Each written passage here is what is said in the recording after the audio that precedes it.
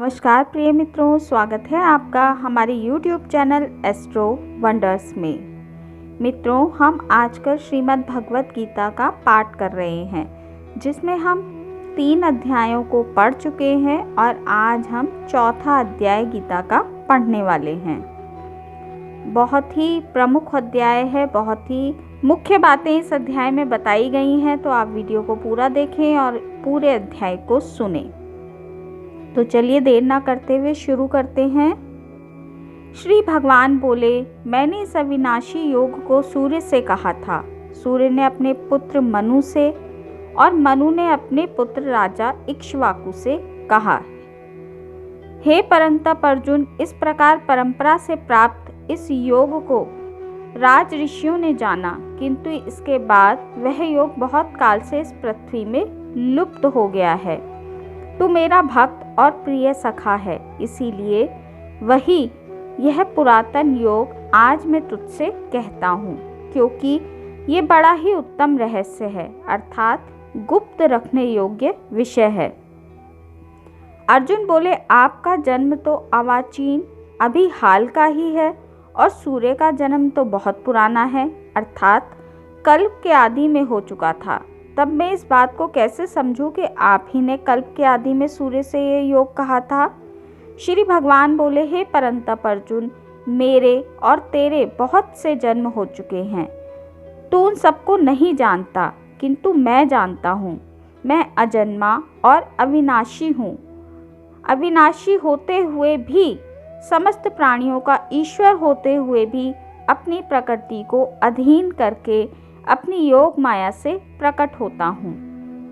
हे भारत, जब जब धर्म की हानि और अधर्म की वृद्धि होती है, तब तब ही मैं अपने रूप को रचता हूँ, अर्थात साकार रूप से लोगों के सम्मुख प्रकट होता हूँ। साधु पुरुषों का उद्धार करने के लिए, पाप कर्म करने वाले का विनाश करने के लिए और धर्म की अच्छी तरह से स्थापना करने के लिए मैं युग युग में प्रकट होता हूँ। हे अर्जुन, मेरे जन्म और कर्म दिव्य अर्थात निर्मल और अलौकिक हैं। इस प्रकार जो मनुष्य तत्व से जान लेता है, वह शरीर को त्याग कर फिर जन्म को प्राप्त नहीं होता है, किंतु मुझे ही प्राप्त होता है।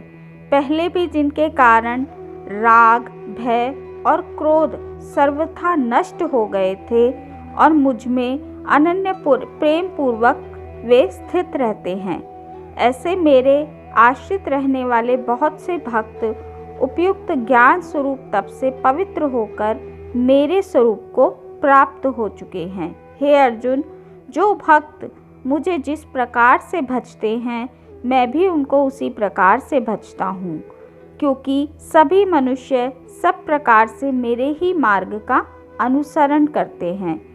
इस मनुष्य लोक में कर्मों के फल को चाहने वाले लोग देवताओं का पूजन किया करते हैं, क्योंकि उनको कर्मों से उत्पन्न होने वाली सिद्धि शीघ्र मिल जाती है। ब्राह्मण, क्षत्रिय, वैश्य और शूद्र, इन 4 वर्णों का समूह गुण और कर्मों के विभाग पूर्व में ही मेरे द्वारा रचे गए हैं। इस प्रकार उस सृष्टि, रचना आदि कर्म का कर्ता होने पर भी मुझ अविनाशी परमेश्वर को तू वास्तव में अकर्ता ही जान। कर्मों के फल में मेरी स्पृहा नहीं है, इसीलिए कर्म मुझे लिप्त नहीं करते। इस प्रकार जो मुझे तत्व से जान लेता है, वह भी कर्मों से नहीं बंधता। पूर्व काल में मुमुक्षुओं ने भी इस प्रकार जानकर ही कर्म किए हैं, इसीलिए तू भी पूर्वजों के द्वारा सदा से किए जाने वाले कर्मों को ही कर। कर्म क्या है और अकर्म क्या है, इस प्रकार इसका निर्णय करने में बुद्धिमान पुरुष भी मोहित हो जाते हैं। इसीलिए वह कर्म तत्व मैं तुझे भली भांति समझा कर कहूँगा, जिसे जानकर तू अशुभ से अर्थात कर्म बंधन से मुक्त हो जाएगा। कर्म का स्वरूप भी जानना चाहिए और अकर्म का स्वरूप भी जानना चाहिए तथा विकर्म का स्वरूप भी जानना चाहिए, क्योंकि कर्मों की गति गहन है।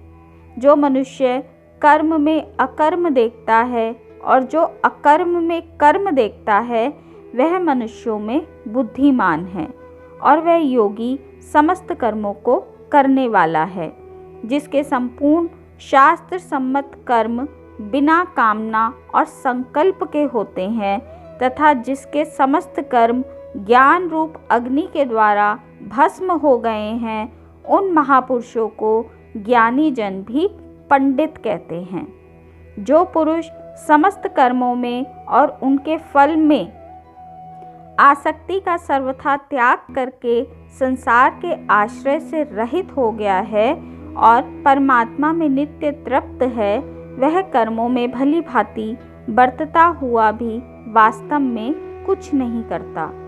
जिसका अंतःकरण और इंद्रियों के सहित शरीर जीता हुआ है और जिसने समस्त भोगों की सामग्री का परित्याग कर दिया है, ऐसा आशा रहित पुरुष केवल शरीर संबंधी कर्म करता हुआ भी पापों को प्राप्त नहीं होता। जो बिना इच्छा के अपने आप प्राप्त हुए पदार्थ में सदा संतुष्ट रहता है, जिसमें ईर्ष्या का सर्वथा अभाव है, जो हर्ष शोक आदि द्वंद्वों से सर्वथा अतीत हो गया है, ऐसा सिद्धि और असिद्धि में सम रहने वाला कर्मयोगी कर्म करता हुआ भी उसमें कभी भी नहीं बंधता है। जिसकी आसक्ति सर्वथा नष्ट हो गई है, जो देहाभिमान और ममता से रहित हो गया है, जिसका चित्त निरंतर परमात्मा के ज्ञान में स्थिर रहता है, ऐसा केवल यज्ञ संपादन के लिए कर्म करने वाले मनुष्यों के संपूर्ण कर्म भली भांति विलीन हो जाते हैं।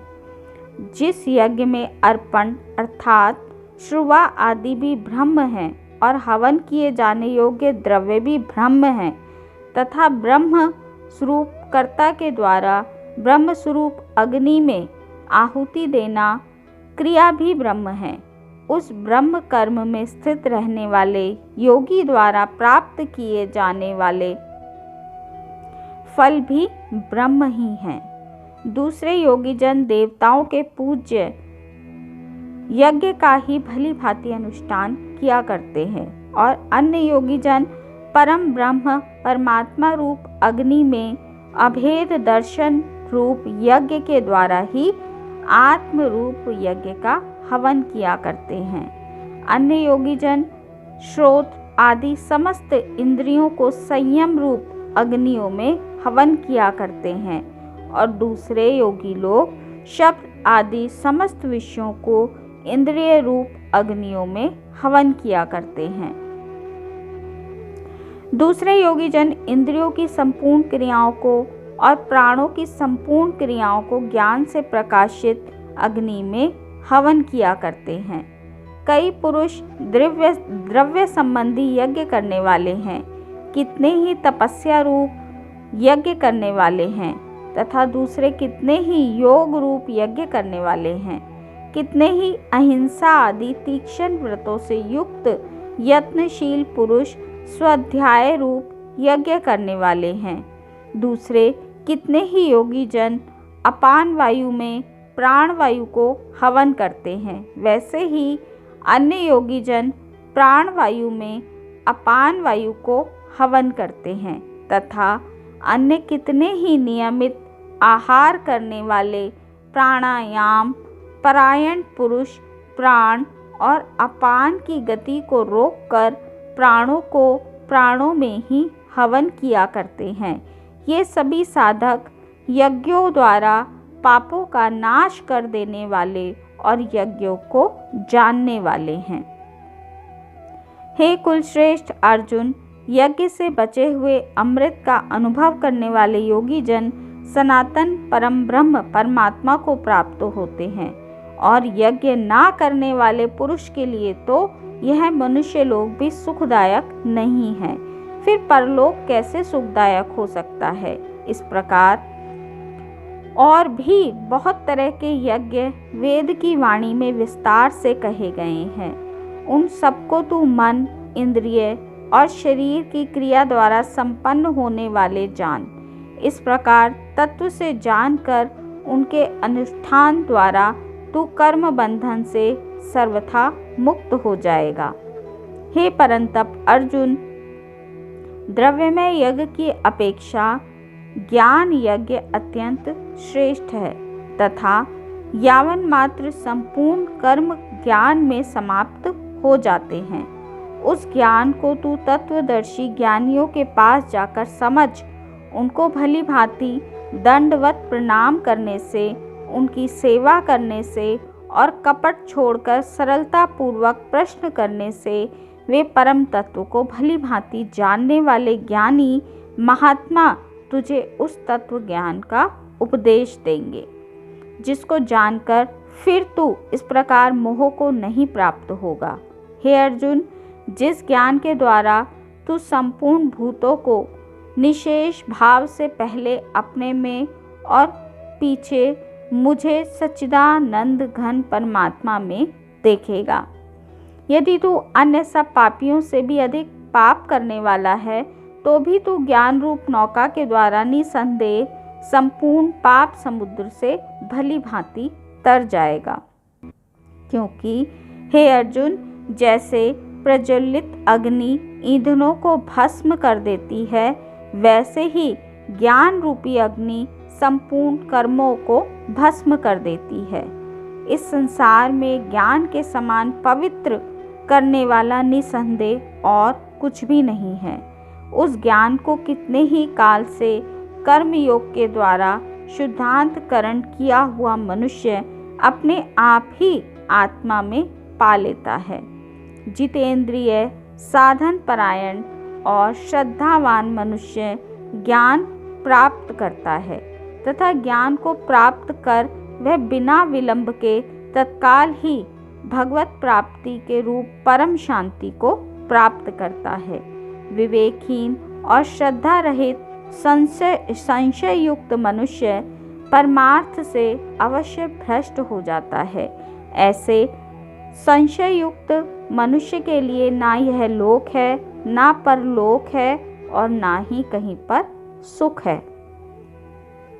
हे धनंजय, जिसने कर्मयोग की विधि से समस्त कर्मों का परमात्मा में अर्पण कर दिया और जिसने विवेक के द्वारा समस्त संशयों का नाश कर दिया है, ऐसे वश में किए हुए अंतःकरण वाले पुरुष को कर्म कभी भी नहीं बांधते। इसीलिए हे भरतवंशी अर्जुन, तू हृदय में स्थित इस अज्ञान जनित अपने संशय का विवेक ज्ञान रूपी तलवार द्वारा छेदन करके समत्व रूप कर्म योग में स्थित हो जा और युद्ध के लिए खड़ा हो जा। मित्रों, ये था अध्याय 4 श्रीमद् भगवत गीता का, जिसमें पूरे 42 श्लोक थे, जिसको आज हमने पढ़ा। इस अध्याय का सार यही है कि हमें अपनी बुद्धि को कर्मों में लगाना चाहिए। कर्म भी ऐसे जिसमें किसी तरह का हमारा संशय ना हो तथा किसी तरह का हमारा कोई लोभ ना छुपा हो, जिससे कि हम कर्म करें और उन कर्मों से अपनी इस देह के जन्म मरण के चक्र से छूट जाएं। तो मित्रों, आज की इस वीडियो में इतना ही। वीडियो अगर अच्छी लगी हो तो वीडियो को लाइक कीजिए, शेयर कीजिए तथा चैनल को सब्सक्राइब कीजिए। मिलती हूँ आपसे अपनी अगली वीडियो में श्रीमद् भगवत गीता के अगले अध्याय के साथ। तब तक के लिए नमस्कार।